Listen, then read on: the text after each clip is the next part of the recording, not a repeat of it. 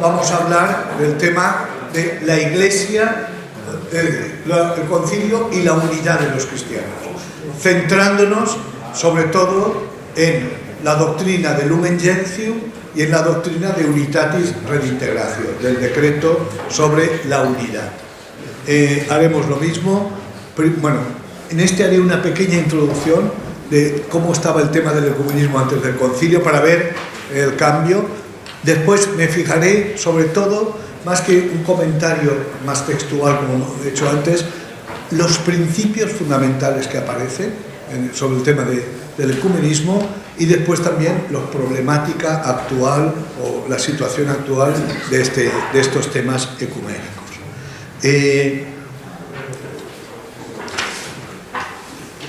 Comienzo subrayando como uno de los objetivos del concilio fue precisamente el tema de ecuménico. Juan XXIII ya dijo desde el principio que el tema ecuménico tenía que tener una importancia prioritaria. Después, Pablo VI, en la apertura de la segunda sesión, que es lo que a él le tocó, dijo: el concilio tiende a una ecumenicidad que quisiera ser total y universal. Es una esperanza para tal.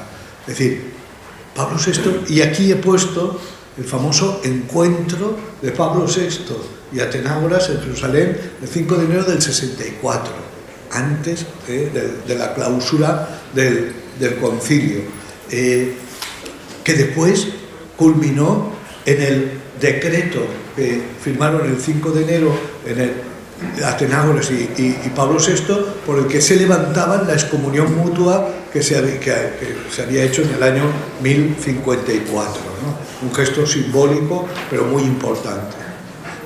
Y finalmente, en noviembre de 1964, el 19 de noviembre se aprobó Lumen Gentium y 2 días después el decreto Unitatis Redintegratio. Por tanto, en este año se cumplen 60 años.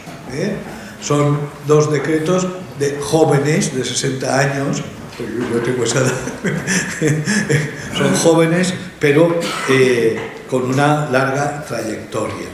En algunos círculos se minusvalora Unitatis Redintegratio diciendo que es un decreto, no es una constitución. Pero el concilio no pensó así, lo que pensaba era establecer la constitución y los decretos eran aplicación de la constitución. Pero es que además sucede otra cosa. Como estos dos constituciones, decreto y constitución, fueron aprobadas al mismo tiempo, quiere decir, la trayectoria fue en paralelo y se influyeron mutuamente. Evidentemente, Unitatis Redintegratio aplica cosas de Lumen Gentium, pero la misma redacción de Unitatis Redintegratio hizo darse cuenta a los redactores del decreto sobre la Iglesia, de la Constitución sobre la Iglesia, de temas y influyó también en su tratamiento. Por tanto, hay un influjo mutuo. Y lo que yo voy a intentar en esta conferencia es subrayar esta vinculación que tienen las dos. Como Unitatis Redintegratio lo que hace es reflejar la doctrina y los principios del Lumen Gentium y en qué cosas avanza, en cuáles no. Fijaos, para que veáis, bueno, está así un poco... ya el Sacrosantum Concilium, de la primera que se aprobó, ¿no? Este Sacrosanto Concilio se propone promover todo aquello que quiera contribuir a la unión de cuantos creen en Cristo. Ahí está. Pero después, Lumen Gentium, en las condiciones de nuestra época hace más urgente este deber de la Iglesia, saber que todos los hombres consiguen la unidad en Cristo. Y claramente, el número 1 de Unitatis Redintegratio, promover la restauración de la unidad, es uno de los fines principales de este concilio. No es un tema marginal en el concilio, fue un tema central. Promover la unidad es uno de los fines que se ha propuesto este concilio. Primer punto, algunas notas sobre el ecumenismo antes del concilio, para que sepamos en dónde estábamos situados. Y subrayo tres cosas. Primero, el concilio supuso acoger en la Iglesia el movimiento ecuménico, lo que se ha llamado el movimiento ecuménico. Y además, dice el concilio, un movimiento que ha sido suscitado por el Espíritu Santo. Esto es importante porque hasta entonces se veía mal el movimiento ecuménico. Incluso estaba prohibido expresamente a los católicos participar, aunque en algunas cosas sí, la oración por la unidad, había cosas que sí, pero no ir al Consejo Mundial de las Iglesias, etcétera, no estaba. En cambio ahora se dice que ha sido suscitado por el Espíritu Santo. La Iglesia hasta entonces, hasta el concilio, rechazó todas las invitaciones a participar en este movimiento. Este movimiento tiene su origen, ahora no voy a explicar porque es larguísimo, pero se considera que el punto de partida es 1910, una conferencia sobre la misión celebrada en Edimburgo, conferencia de protestantes que se reúnen y dicen cómo vamos a hacer la misión. El principal obstáculo que tenemos es la división en la Iglesia. Entonces, reflexionando sobre la misión, dan el paso hacia los temas ecuménicos. Y después de una larga trayectoria, en el año 1948 se funda el Consejo Mundial de las Iglesias, que es el organismo que ha estado promoviendo el ecumenismo. Sabéis que la Iglesia Católica no es miembro de este consejo por varias razones, pero tiene una colaboración estrecha. No es miembro en parte porque los católicos somos muchos y en un consejo estaríamos sobre representados, ¿entendéis? Si entramos en ese consejo, todo será católico, entonces las demás tienen miedo de ser diluidas. Bueno, estamos cómodos colaborando estrechamente sin ser miembros de este consejo.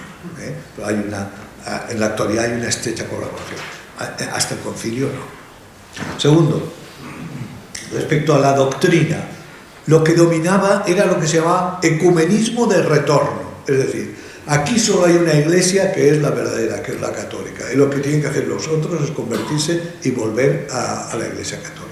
No se reconocía ningún valor a las otras iglesias o comunidades. Y así está dicho Satis Cognitum, Mortalium Animus, Mystici Corporis, que habla del cuerpo místico de Cristo. El cuerpo místico de Cristo es la Iglesia Católica.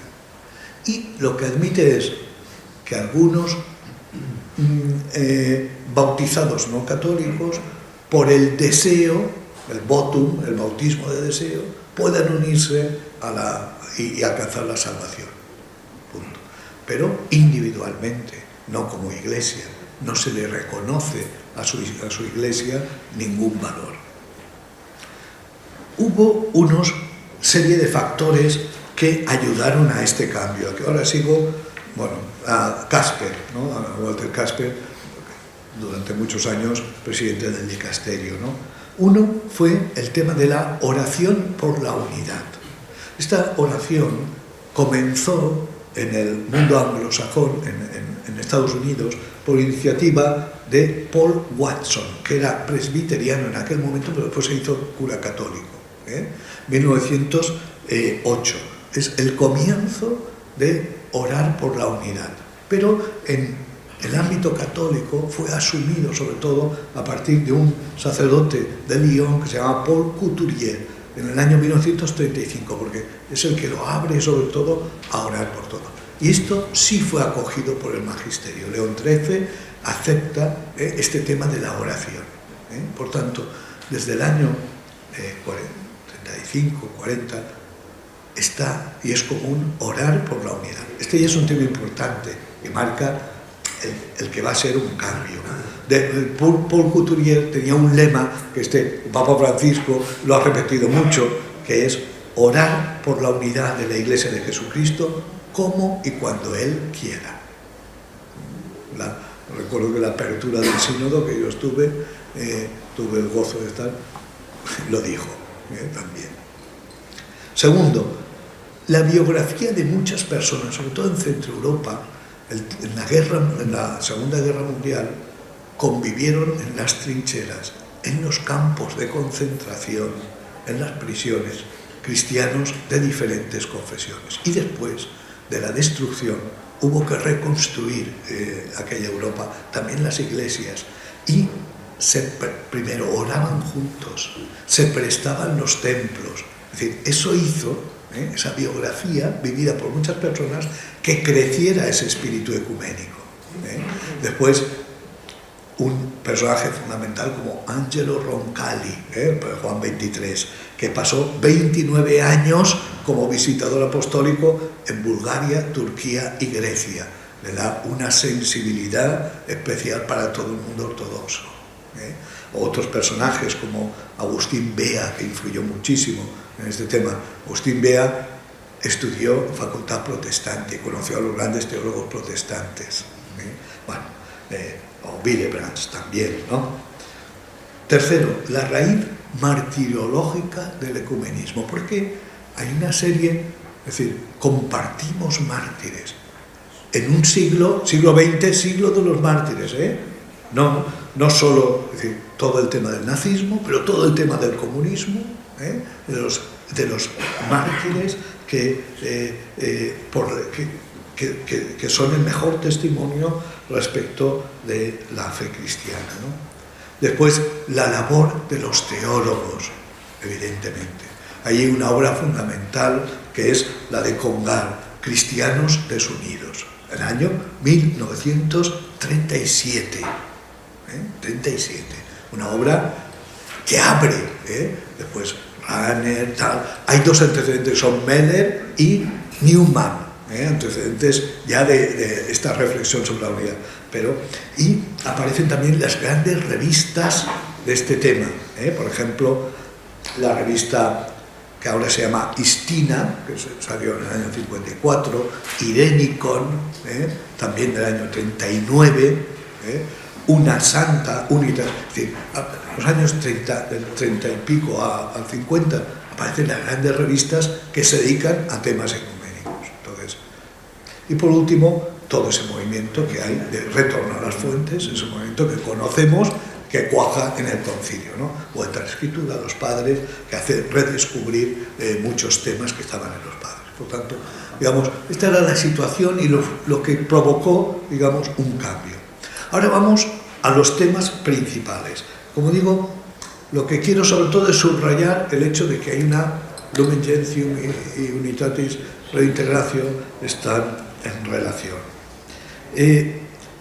Subrayo lo que considero como temas básicos. Primero, la unidad de la Trinidad como modelo y principio supremo. Lo hemos visto antes y ahora lo repito. El tema de la Trinidad está muy presente en el concilio. Uno de los protagonistas, Filipón, dice: todas las enseñanzas del concilio están marcadas con el sello de la Trinidad. Es decir, y es verdad. Y si repasamos Lumen Gentium, después del primer número que habla de la Iglesia como sacramento, el 2 habla de la relación de la Iglesia con el Padre, el 3 con el Hijo y el 4 con el Espíritu Santo. Contempla a la Iglesia como un misterio que tiene su origen, su fuente y su destino en la Trinidad. Y ahí se recoge esa preciosa definición de la Iglesia que da San Cipriano, o descripción, que dice que es un pueblo reunido en virtud de la unidad del Padre, del Hijo y del Espíritu Santo. Eso es la Iglesia. Por tanto, la Trinidad es el modelo, es el principio, el origen y también el modelo, reunido en la unidad del Padre, del Hijo y del Espíritu Santo. Aquí se hace eco a aquellas palabras de ut omnes unum sit, ¿no? Que todos sean uno, como tu Padre, yo y yo. Pues eso mismo bueno, tengo aquí apuntado, hay un prefacio dominical, el 8º, que decimos eso, se titula La Iglesia unificada por la Trinidad, y decimos: tu Iglesia, congregada por virtud y a imagen de la Trinidad, se muestra ante el mundo como cuerpo de Cristo. Es un prefacio que se hace eco de esta doctrina conciliar. Provenía también de Congar. Congar, en esa obra de Cristianos Desunidos, había hablado de Ecclesia de Trinitate y Ecclesia ex hominibus. La Iglesia de la Trinidad procede de la Trinidad, y ex hominibus, porque está compuesta por hombres con sus flaquezas.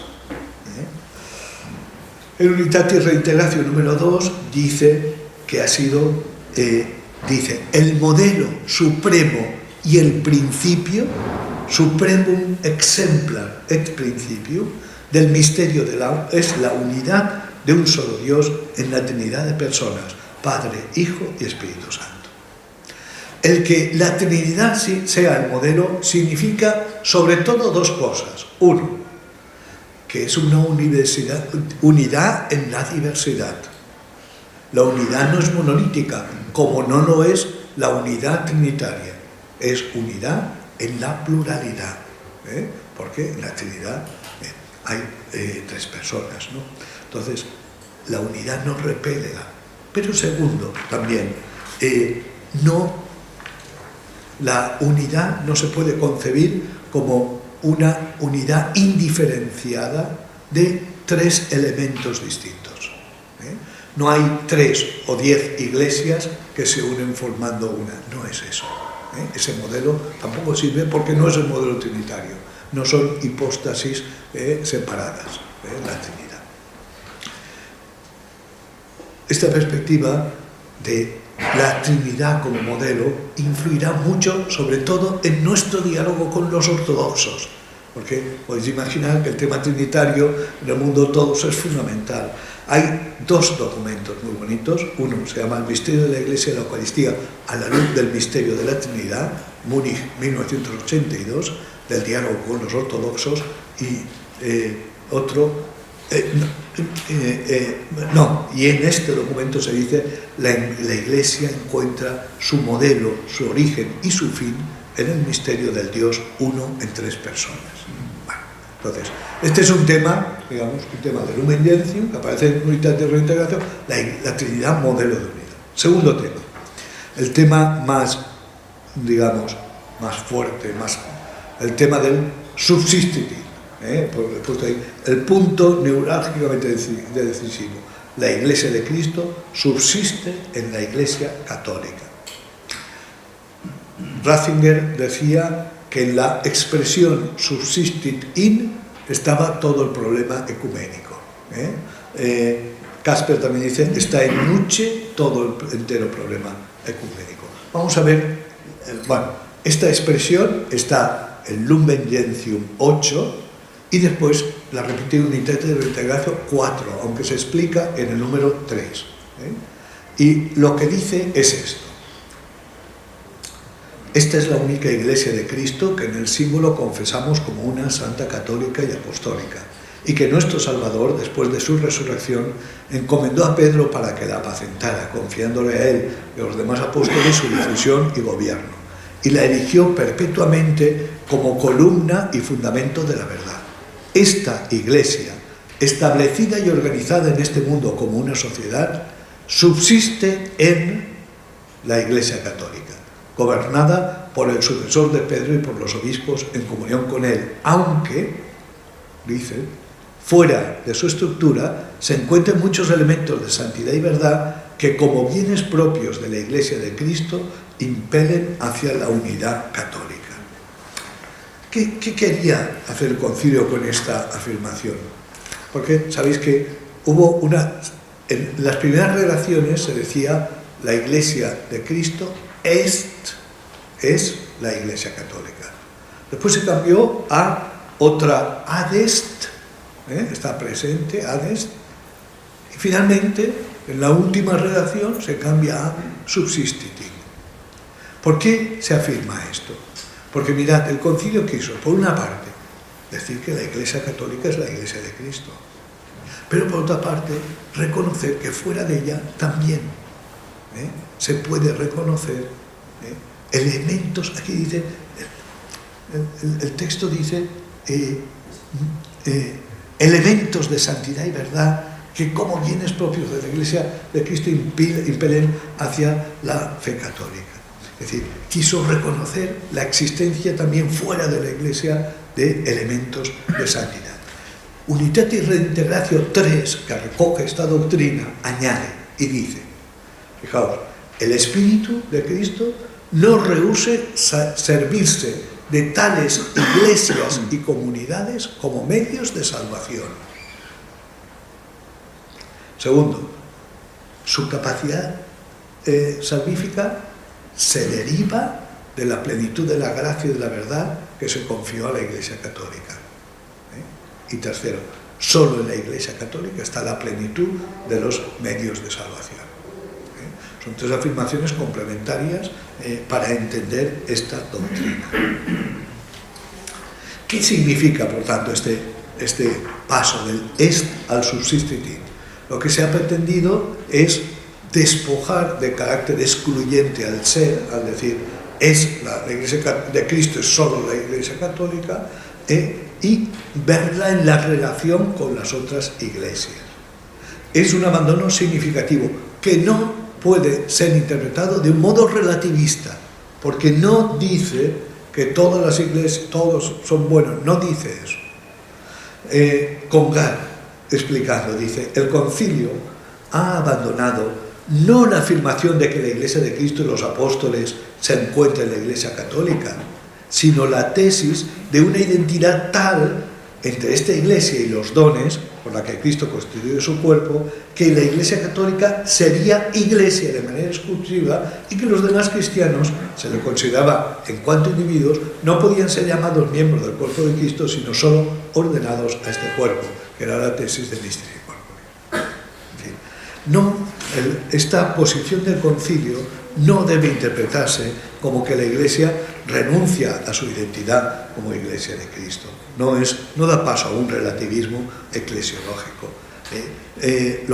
Lo que pretende es reconocer que fuera de la Iglesia hay otros elementos de verdad, e incluso iglesias y comunidades que tienen relevancia salvífica, porque el Espíritu no rehúsa de servirse de ellas como medios de salvación. Incluso, se dice, incluso esos elementos pueden estar más desarrollados existencialmente en otras iglesias más que en la Iglesia Católica. Pensemos, por ejemplo, el tema de la sinodalidad, que ahora está más desarrollado en el mundo oriental, y eso pertenece a la Iglesia Católica, a la catolicidad de la Iglesia. O el tema del aprecio de la palabra en el mundo protestante, ¿no? Como mucho más. Entonces, la Iglesia dice Unitatis Reintegratio que se siente interpelada por eso para vivir su plena catolicidad. Vale.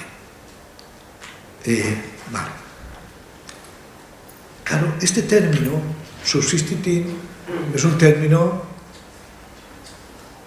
bueno, no lo traducí, un término polémico. De hecho, ahora, bueno, sabéis que toda la línea tradicionalista de Con, rechazó y dijo que el concilio se había equivocado en este tema, pero bueno, en la interpretación católica ha habido como dos posturas fundamentales de interpretación de este término. Una primera postura, lo que he puesto aquí, interpretación técnico-filosófica, que entiende que la palabra subsistitin hay que interpretarla en sentido filosófico. Se habla de la subsistencia, de las hipóstasis. Esta es la posición de Ratzinger antes de ser prefecto, de Ratzinger siendo prefecto, y aparecen Dominus Jesus, después de ahí José Ramón Villar y muchos otros. Es decir, esta es una tendencia. Entonces, ¿qué acentúa esta tendencia? Que la Iglesia de Cristo está en la Iglesia Católica. La hipóstasis, subsiste en concreto la Iglesia de Cristo en la Iglesia Católica. Y en las demás, ¿qué hay?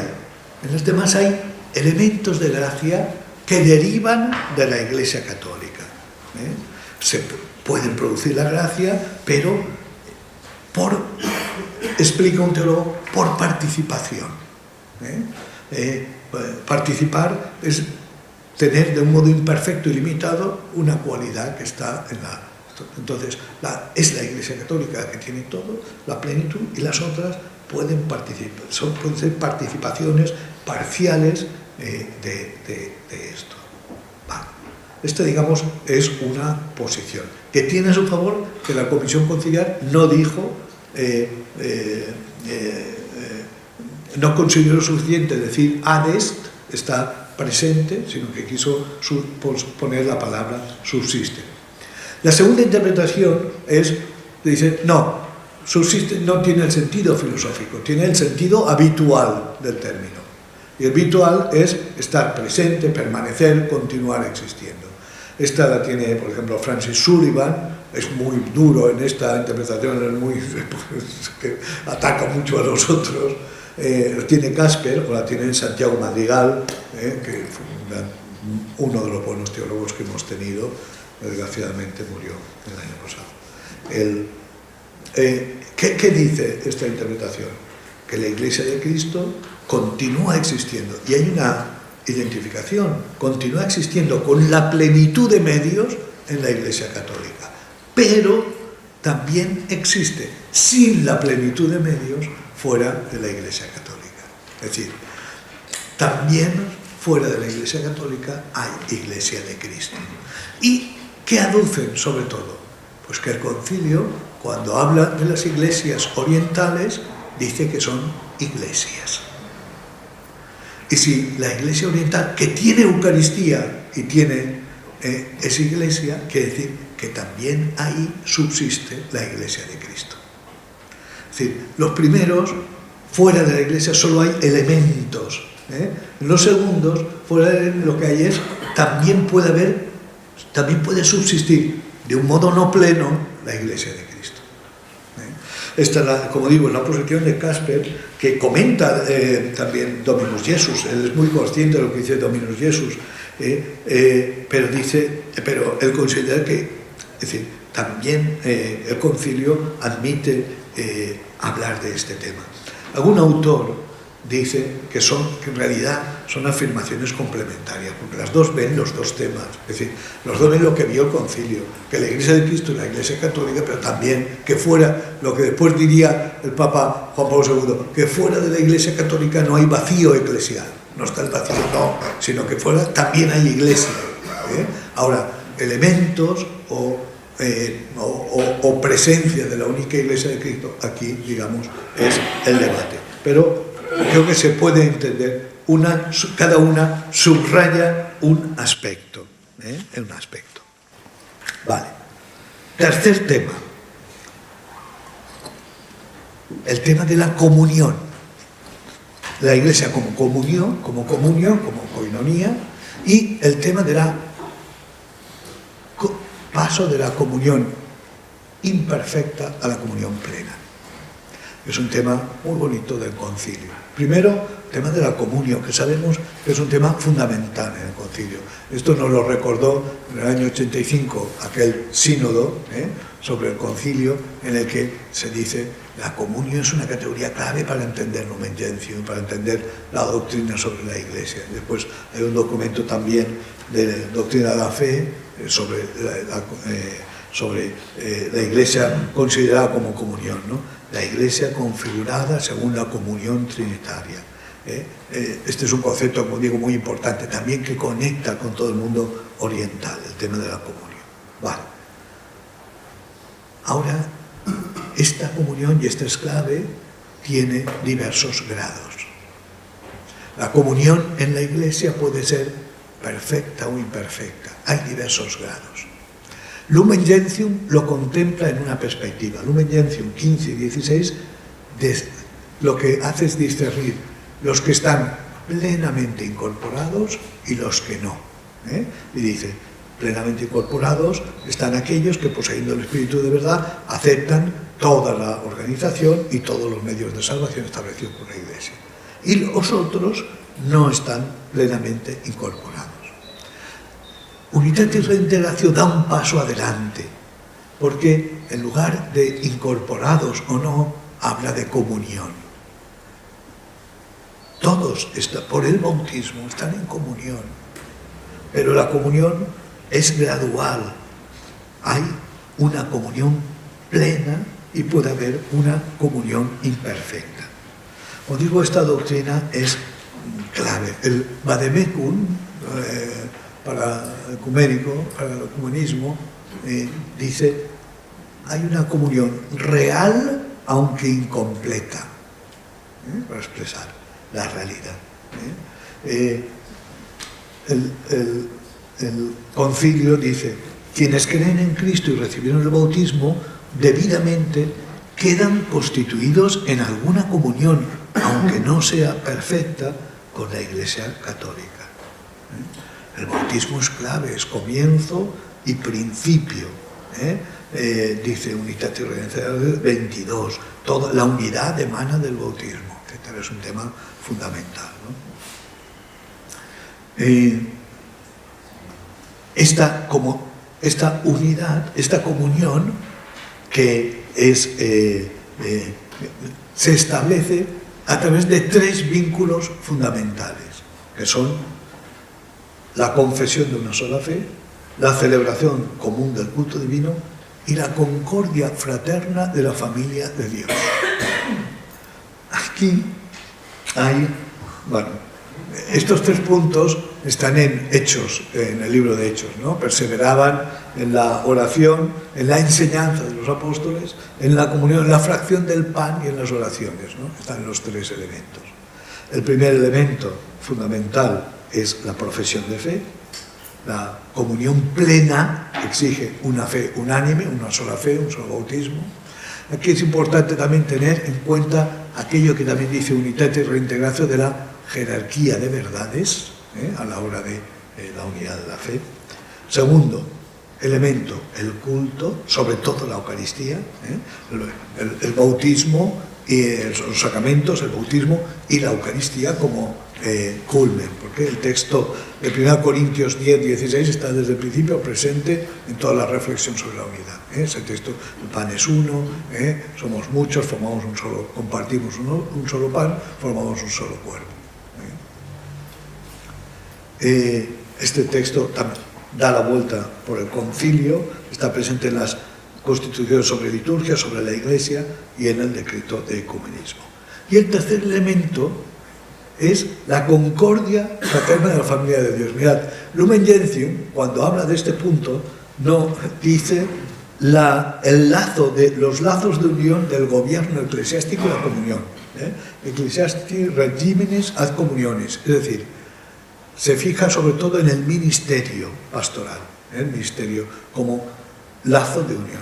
En cambio, Unitatis Reintegratio no quiso hablar de eso, lo puso más fácil, la concordia. Es decir, para señalar que el amor es la clave de la Iglesia. La concordia no se basa en el ministerio de gobierno, sino en la relación entre los miembros de la Iglesia. Es un cambio de visión. Alguno dice, porque Unitatis Reintegratio subraya sobre todo los elementos invisibles de la unidad, más que los visibles. El esfuerzo ecuménico tiene como finalidad precisamente pasar de la comunión imperfecta a la comunión plena. Entonces, ya estamos en una comunión con mi hermano protestante o con mi hermano ortodoxo, aunque sea el Kirill de Rusia. Hay ya una comunión, no plena, porque la fe, los sacramentos, en fin, hemos de pasar a esa comunión plena.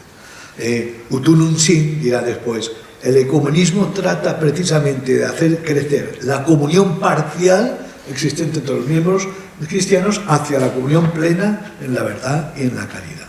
Por eso el ecumenismo no es un hobby de unos cuantos que nos dedicamos a esto porque nos ha tocado, sino que es la fidelidad a la petición del Señor, que quería que todos fuéramos uno, ¿no? Y surge de la conciencia que la división contradice la voluntad de Cristo. He puesto ahí un texto para mí que es duro y que está en el número 1 de Unitatis Reintegratio, cuando dice, es duro si nos lo tomamos en serio. La división contradice clara y abiertamente la voluntad de Cristo. Es un escándalo para el mundo y perjudica la santísima causa de predicar el Evangelio a toda criatura. Es decir, más duro no se puede decir. La división entre nosotros es un pecado grave que va contra la voluntad del Señor. ¿Nos lo tomamos en serio o no? Además, es escándalo y perjudica el anuncio del Evangelio. Otro tema de Unitatis Reintegratio importante es la existencia de dos procesos diferenciados. No es lo mismo las iglesias y las comunidades eclesiales. Lumen Gentium hace una división, porque en el proceso de división, unas iglesias, la reforma de Lutero supuso una quiebra en la estructura fundamental de la iglesia, en estructuras fundamentales, mientras que la fractura entre Oriente y Occidente no alteró la estructura eclesial que se había desarrollado desde el siglo II. Entonces, el decreto dice, hay dos categorías principales de escisiones de la única túnica inconsulta de Cristo. Y esta separación es sustancial, porque da lugar a dos modos diferentes de concebir la Iglesia. Por una parte está el mundo oriental, al que el concilio no tiene empacho de reconocer como Iglesia.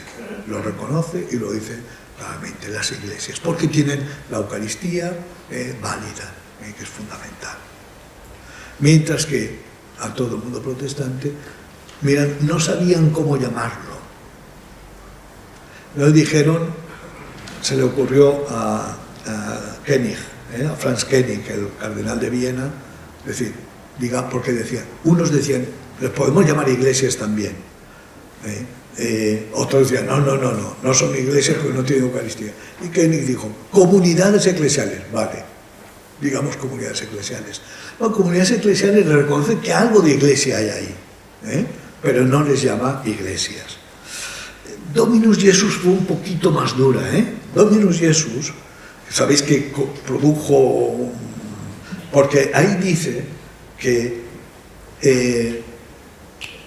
las comunidades eclesiales que no han conservado el episcopado válido y la genuina e íntegra sustancia del misterio eucarístico no son iglesia en sentido propio. Va un poco más allá.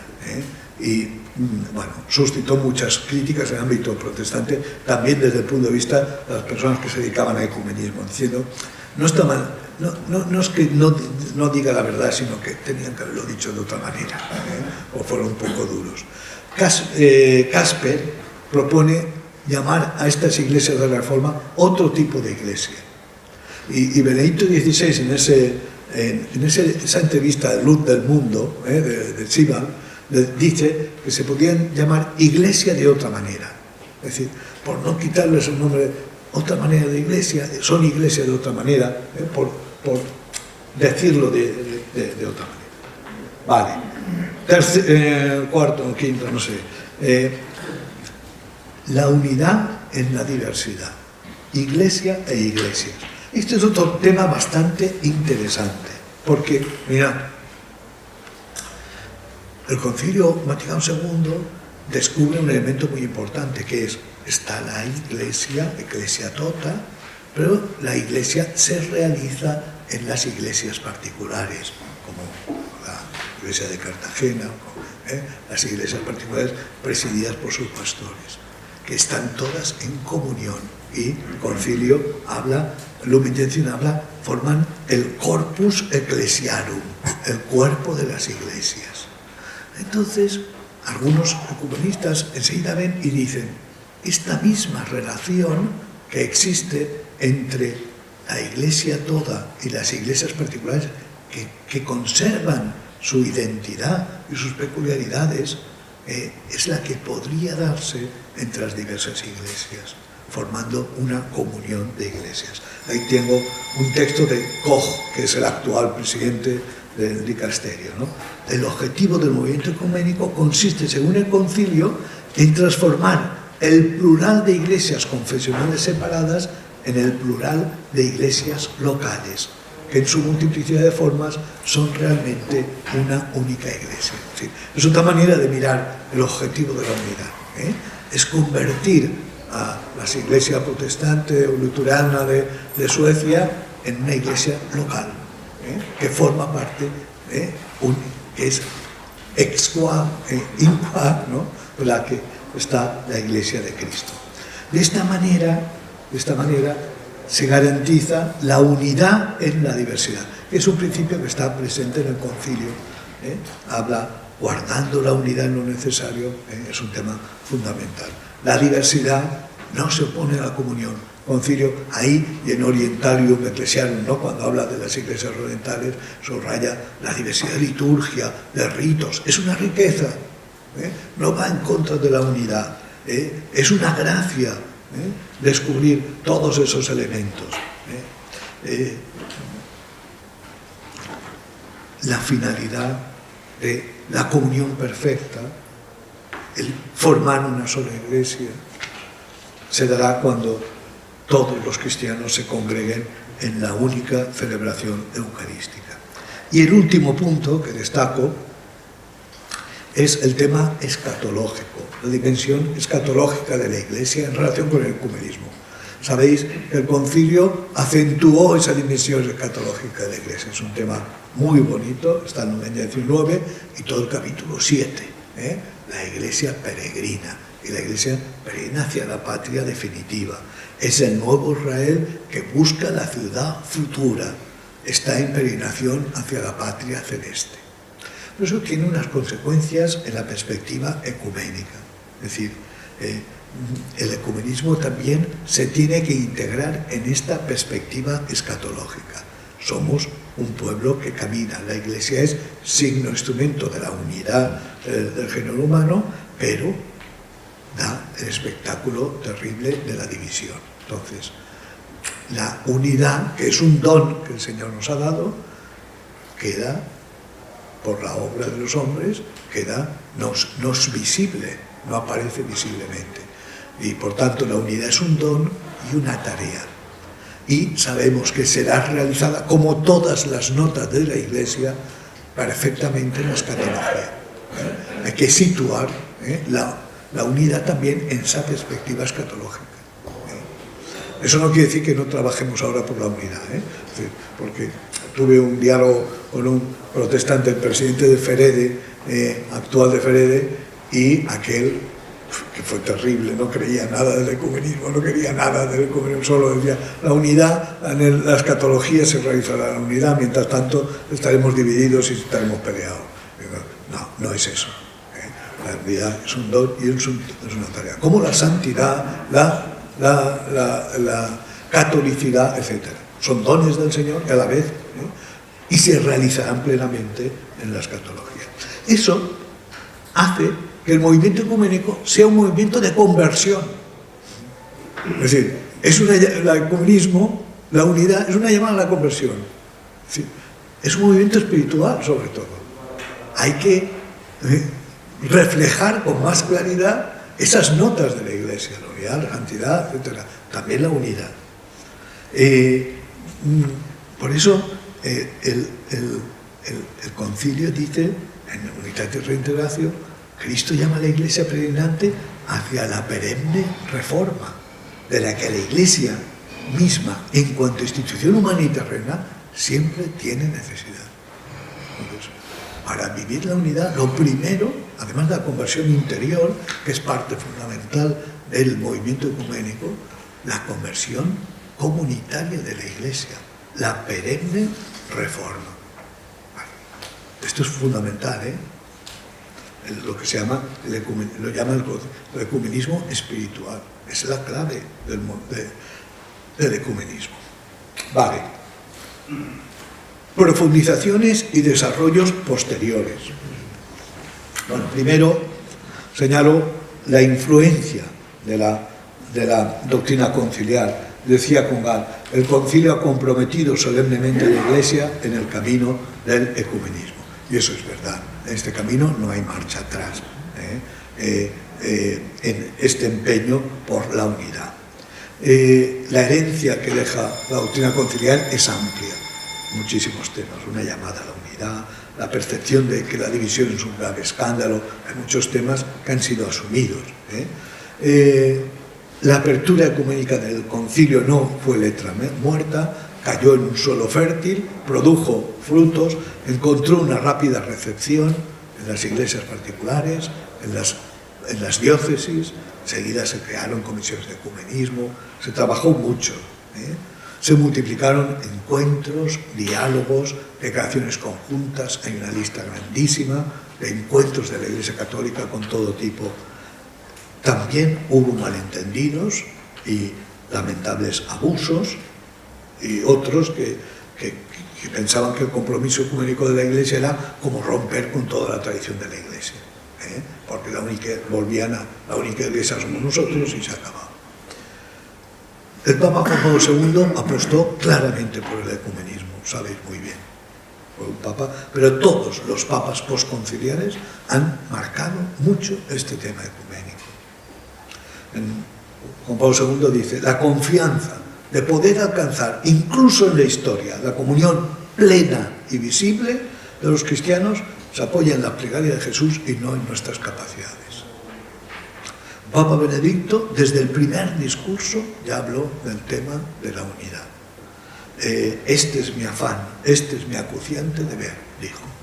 Y el Papa Francisco ha dado un fuerte impulso ecuménico. No, Francisco no tanto doctrinalmente, sino en gestos, es una palabra papada sobre todo de gestos. La doctrina es la conciliar, no hay, es como utunum sint, ahora subrayaré, sí que aporta cosas. El Papa Francisco doctrinalmente no hay una evolución. Lo que sí tiene son gestos impresionantes, ¿no? Como ir a la celebración del 500 aniversario de la Reforma Protestante a Lund, por ejemplo, o los encuentros que ha mantenido, Evangelii Gaudium también, y las partes que dedican Laudatio Si, un Fratelli Tutti, al tema de ecuménico. Es decir, los papas postconciliares tienen muy claro que este tema de la unidad es un tema fundamental. Profundizaciones. Yo ahí pongo como 3 documentos que me parecen importantes. El Directorio Ecuménico, que es como la guía que tenemos de trabajo. Este directorio se hizo en el 70 la primera parte, en el 73 la segunda, y revisado en el 93. Después, la encíclica Autunum Sint, que es fundamental, es la única encíclica ecuménica que tenemos y es extraordinaria. Y lo que se llama el Vademecum Ecuménico, que es el obispo y la unidad de los cristianos, del año 2020, hace 4 días. Respecto a Autunum Sint, subrayo 3 o 4 temas que me parece que están muy importantes ahí. Uno, la idea de que la misma verdad puede ser enunciada de diversas maneras. Es decir, muchas veces el problema ecuménico es el problema en los temas doctrinales, es problema de lenguaje y del trasfondo de ese lenguaje. Dice, hoy habría que encontrar fórmulas que permitieran superar lecturas parciales y eliminar falsas interpretaciones. Es decir, hay diversidad en la forma de expresar la verdad. Es un tema importante. Sobre el tema del subsistitín, la afirmación que realiza de que fuera de la Iglesia Católica no hay vacío eclesial, sino que hay elementos eximia, de gran valor, fuera de la Iglesia Católica. Después otro tema que aparece en Autunum Sint importante es el tema del ministerio petrino, que él pide aclarar una nueva forma, explorar una nueva forma de ejercer el ministerio de Pedro, aunque, y un tema muy bonito que es el ecumenismo de los mártires. Tenemos ya los cristianos un martirologio común. Este es un tema que el Papa Francisco también ha profundizado. El Papa Francisco habla del ecumenismo de la sangre. Hace poco celebró a los mártires coptos, a los que, como parte de nuestro martirologio, aceptamos, eran cristianos y murieron por la fe en Cristo. Con su sangre han dado testimonio también para nosotros. Algunos desarrollos posteriores. Un tema muy importante Ahora es, bueno, desde el principio es, vale, caminamos hacia la unidad, pero ¿cuál es el modelo de unidad? Decía un presidente del Consejo Mundial, estamos de acuerdo en la unidad, pero no en el qué de la unidad. Es decir, ¿cómo se concibe esta unidad? Entonces, yo digo, hoy el modelo que la Iglesia Católica y muchas están apostando, lo que se llama unidad en la diversidad. Es decir, unidad en la diversidad reconciliada. Es decir, es unidad en los elementos fundamentales, respetando una diversidad que después, esta diversidad, está purificada a través del proceso de encuentro y de reflexión. Por eso es la diversidad reconciliada, después de haber pasado para que pierdan las afirmaciones el elemento separador y se reconcilien unas con otras. El enemigo de esta visión es una idea protestante, que es la de comunión por reconocimiento mutuo, que la están practicando los protestantes, que es yo te reconozco a ti como iglesia. Entonces, esto que llama la Concordia de Leuven, empezó en el año 73. Y hay muchas iglesias protestantes que están funcionando así. Se consideran que están en comunión porque ha habido un decreto o un acuerdo de sus sínodos de reconocimiento mutuo. Pero este no puede ser nuestro modelo. Nosotros trabajamos, la comunión tiene que ser fundamental en sacramentos, la fe, en los elementos que antes hemos dicho. No puede ser simplemente yo te reconozco a ti como iglesia.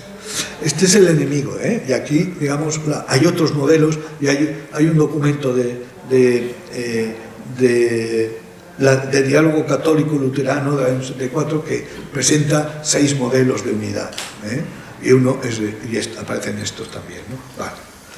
Unido a este tema de la diversidad reconciliada está el tema del consenso diferenciado, a la hora de alcanzar, sobre todo, acuerdos doctrinales.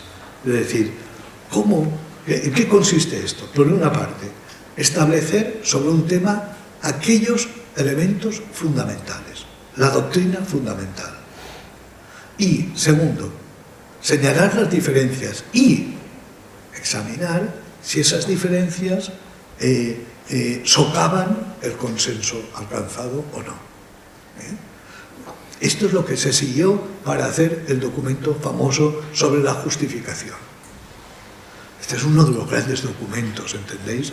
En el año 99, protestantes y católicos firman oficialmente, las iglesias firman un documento sobre el tema que había provocado la división. Es el tema de la justificación. ¿Y cómo se pudo llegar a ese documento? Por el consenso diferenciado.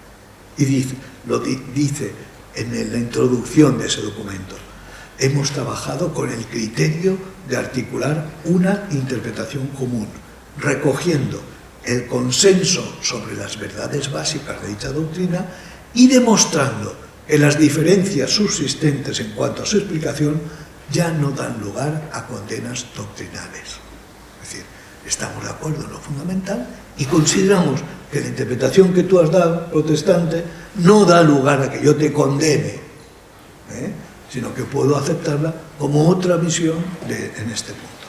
Bien, bueno, esto está funcionando. Es decir, este método yo creo que es interesante, porque es con el que se han alcanzado acuerdos y con el que puede funcionar. Después la categoría de coinonía como una categoría fundamental, ya lo hemos dicho, sobre todo con el mundo oriental. El quinto Consejo Mundial de las Iglesias, que fue en Santiago de Compostela, tenía como tema la coinonía, la comunión, en el año 93.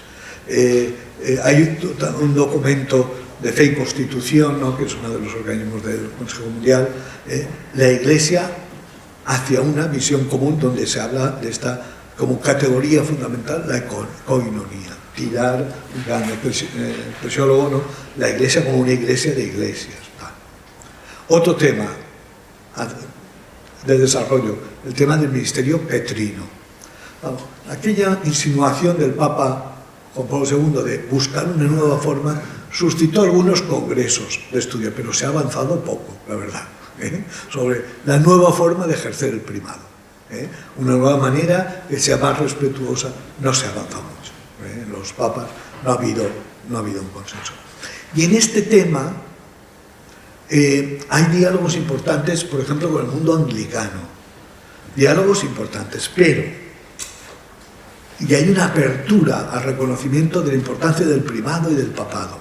Pero, por ejemplo, lo más que llega al mundo anglicano es decir que de jure humano, por derecho humano, sería conveniente tener un papa, pero no de jure divino.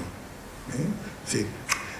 Hasta aquí hemos llegado, no llegamos un poco más. Pero bueno, es un tema interesante. Otro tema en el que ahora se da mucha vuelta es el tema de la hospitalidad ecuménica. Esto parte de unas reflexiones sobre, por cierto, fue aquí en Murcia, hicimos unas jornadas de teología fundamental, vino Teobald, no sé si, no fue aquí, fue en los franciscanos. Tiene un artículo en nuestra revista. Tiene un artículo en la revista, porque Teobald es un teólogo que considera que el tema de la hospitalidad es fundamental en la teología, es decir, para explicar, y lo explica muy bien, muy bonito, Jesús lo que practicó la hospitalidad. La primera iglesia practicaba la hospitalidad. La hospitalidad es un tema fundamental. Entonces, esto se traslada al punto de vista ecuménico. La hospitalidad ecuménica, vamos a acogernos unos a otros, que sea lo primero. Y acogernos significa mucho, porque hospitalidad es compartir un lugar de culto, tal, pero es también felicitarte las Pascuas cuando tu iglesia lo está celebrando, significa acoger un matrimonio mixto, etc. Sí, eso es el concepto que está funcionando bastante, hospitalidad ecuménica.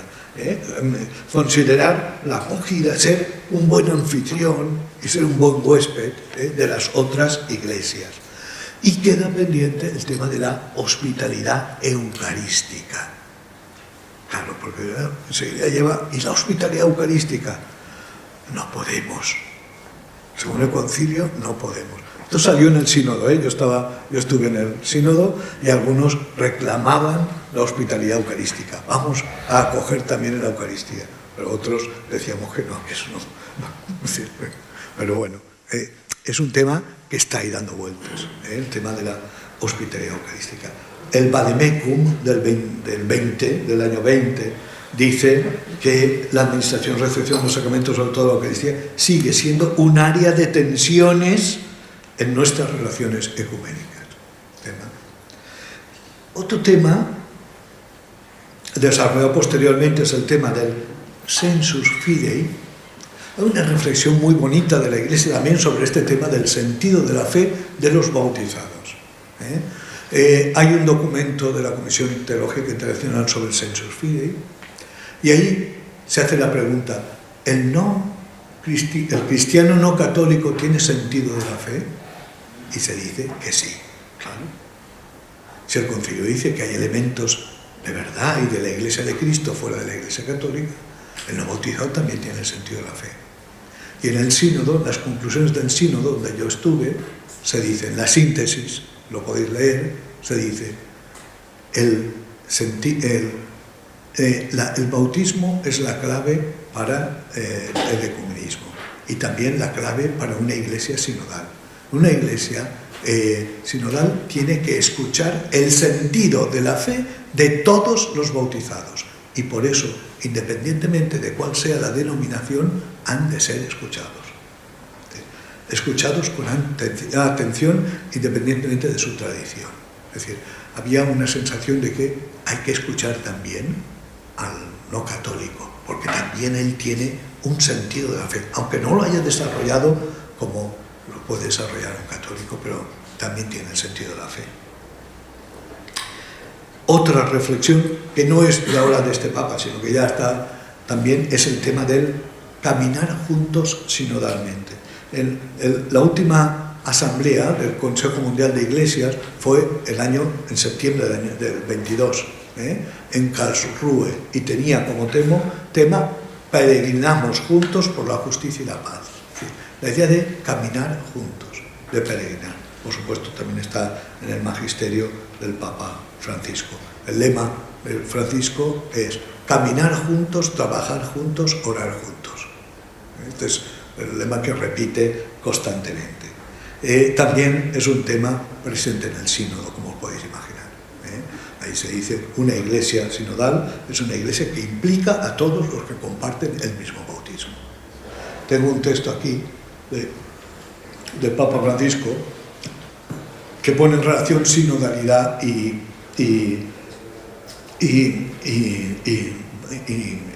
ecumenismo, y dice: el camino de la sinodalidad que la Iglesia Católica está recorriendo es y debe ser ecuménico, del mismo modo que el camino ecuménico es sinodal. Deseo que podamos hacer cada vez más fraternal y concretamente proseguir nuestro sin jodos, nuestro camino común, encontrándonos, preocupándonos los unos de los otros, compartiendo las esperanzas y las fatigas y sobre todo la oración y la alabanza del Señor. La Iglesia vive esto como sinodal. Y el último punto, 3 retos importantes en el diálogo ecuménico actual. 3 retos. Primero, se está imponiendo también el pensamiento posmoderno, que es relativista. Y hay autores y escritores más jóvenes que dicen que la idea de unidad es arrogante, imperialista, centralista y que está bien la división. Dejemos todo esto de la diferencia es buena. Entonces, renunciar a la idea de unidad que es demasiado impositiva. Esto es un obstáculo serio. Segundo obstáculo serio, los temas éticos. Fijaos, hasta ahora no se había planteado de esta manera. ¿Por qué? Al principio del movimiento ecuménico se decía: la doctrina nos separa, la acción nos une. Pero ahora nos damos cuenta de que es al contrario. En los temas doctrinales, bueno, el acuerdo sobre la justificación, pero temas éticos, por ejemplo, homosexualidad, matrimonio, inicio de la vida, bioética, ahí estamos más divididos que nunca. Entonces, el movimiento ecuménico está teniendo ahora como es decir, se está volviendo a temas éticos. Porque se ocurriría que donde estamos más divididos ahora es en problemas morales y éticos. Y tercer dificultad o reto es el crecimiento de las iglesias pentecostales e independientes en el mundo protestante. Es decir, en general, la división en el mundo protestante y el mundo ortodoxo. El mundo protestante, el 70% de los protestantes son pentecostales. Es decir, lo que está creciendo es el pentecostalismo. Eso es una dificultad, porque mirad, el diálogo con la Iglesia luterana de Noruega lo podemos hacer más o menos, pero dialogar con todas estas iglesias libres es más complicado. Yo lo viví en el sínodo porque estuve en uno de los temas que tratamos, uno de los grupos era el tema ecuménico, es decir, este tema. Y yo estaba, casi todos eran obispos de América, y aquellos decían: nosotros no podemos hacer diálogo ecuménico, lo que tenemos ahí son sectas y grupos, iglesias de este tipo. No tenemos la iglesia luterana de Alemania, ni la iglesia de Inglaterra, no la tenemos, lo que tenemos son una cantidad que algunos acogen, pero muchos no. Esto es un problema, como la división en el mundo ortodoxo. Ya Moscú, Constantinopla y Moscú están muy enfrentados. Ya el sínodo panortodoxo aquel que hubo, dejaron de ir un montón de países. Ahora la guerra de Ucrania, peor, están muy enfrentados. Eso, claro, es un problema también, porque ahora nos sentamos a dialogar ¿con quién? Con Rusia, con el patriarca ecuménico, etc. Es decir, el diálogo se hace más difícil. Bueno, son dificultades en las que nos estamos encontrando ahora. Vale, concluyo diciendo: valoremos lo mucho que avanzó el concilio y lo mucho que se ha avanzado desde entonces. Se ha hecho un gran camino. Se ha hecho un gran camino. Los acuerdos ecuménicos que ha habido, los encuentros, el estilo, la manera de actuar, se ha hecho mucho. También queda mucho por hacer, quedan muchas cosas por profundizar y muchos tesoros por descubrir. Y yo digo, no olvidemos que el ecumenismo es una aventura del Espíritu Santo, que nosotros no podemos tomar en nuestras manos ni controlar arbitrariamente. En los primeros tiempos después del concilio había como una ilusión ecuménica. Ahora somos más sobrios, pero espero que no menos apasionados en el tema ecuménico, porque el encargo del Señor sigue vigente. Y acá, Unitatis Reintegratio acaba con este texto de Romanos, que yo termino con él, que dice: y la esperanza no defrauda, porque el amor de Dios se infunde en nuestro corazón por el don del Espíritu Santo. Muy bien.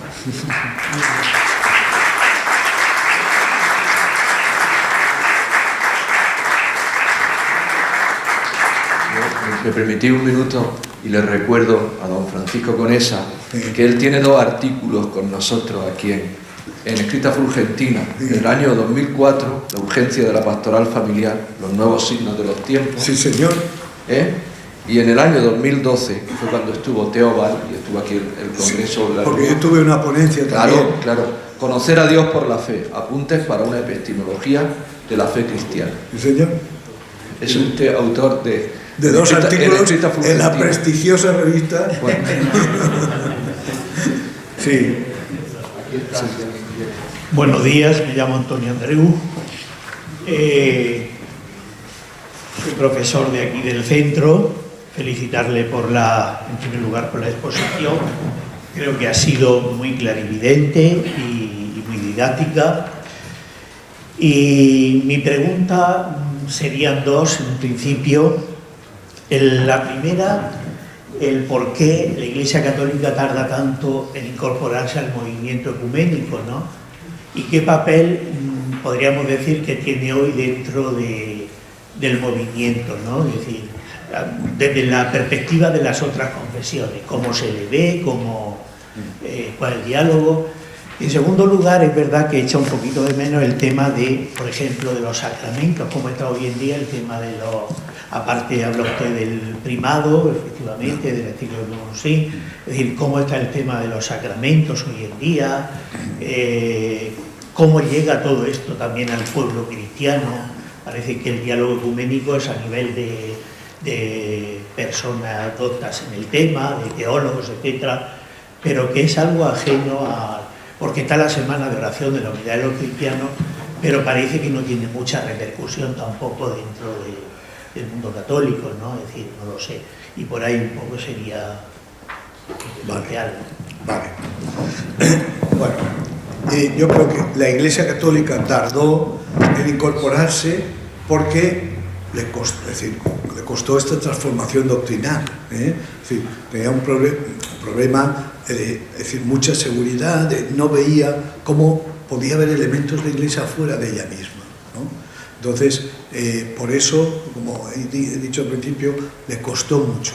Tuvo que haber un proceso de apertura, esta vuelta a las fuentes, las obras de los teólogos, que fueron abriendo los ojos para que pudiera descubrirse que no es así, que puede haber elementos de Iglesia, que eso no va en contra de la afirmación de la presencia de Cristo, de la subsistencia de la Iglesia Católica, etc.